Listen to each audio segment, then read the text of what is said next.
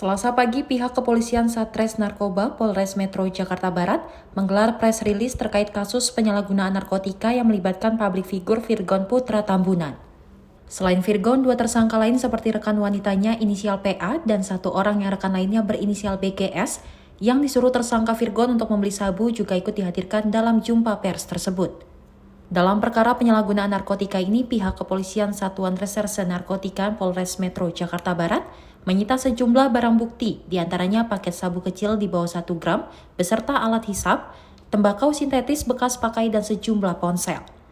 Menurut keterangan Kapolres Metro Jakarta Barat, Kombes Pol Muhammad Syahadudi, dari hasil asesmen tim terpadu Badan Nasional Narkotika Provinsi DKI dan pihaknya, ketiga tersangka diputuskan akan menjalani proses rehabilitasi selama 3 bulan di RSKO Jakarta. Hal ini berdasarkan hasil dari pendalaman materi penyidikan, gelar perkara, jumlah barang bukti yang ditemukan serta tidak ditemukan adanya hubungan ketiga tersangka dalam jaringan narkoba. Selain itu, tersangka Virgon juga baru pertama kali tersandung kasus narkoba. Dalam kesempatan yang sama, Virgon mengucapkan permintaan maaf kepada publik, khususnya kepada keluarga dan kerabat dekat serta penggemarnya. Dari ketiga tersangka ini memiliki motif yang berbeda-beda. Untuk PTP sendiri yang bersangkutan mengkonsumsi narkoba bertujuan untuk menurunkan berat badan.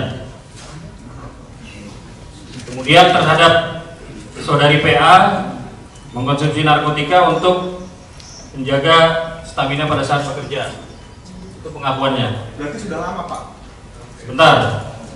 Terhadap tersangka BH mengkonsumsi narkotika jenis tembakau sintetis untuk bisa membantu supaya bisa tidur dengan nyaman. Iya, jadi kemarin pada saat informasi yang sudah saya sampaikan bahwa dari hasil pendalaman yang dilakukan oleh penyidik bahwa memang ketiga orang tersangka ini masuk kita kategorikan sebagai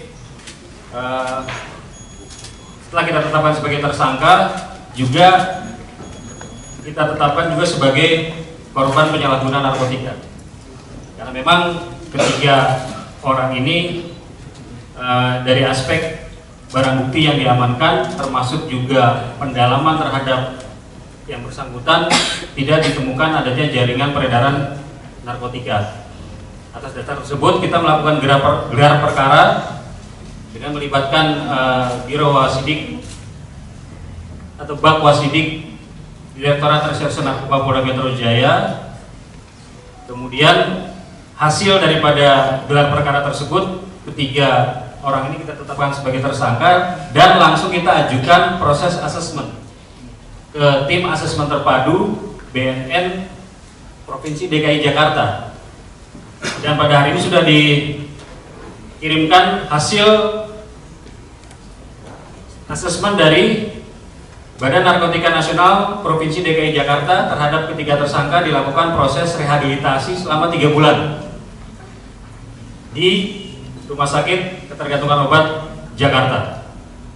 Jadi proses asesmen dan juga rekomendasi asesmen ini tidak datang dari penyidik Polres Metro Jakarta Barat, tapi berdasarkan rekomendasi dari tim asesmen terpadu BNNP DKI Jakarta. Semuanya, yang ini saya pribadi ingin menyampaikan atas tindakan saya dalam penyalahgunaan narkoba. Saya ingin memohon maaf pada semua pihak, masyarakat Indonesia, keluarga saya, ketiga anak saya, orang-orang di label, teman-teman saya di band.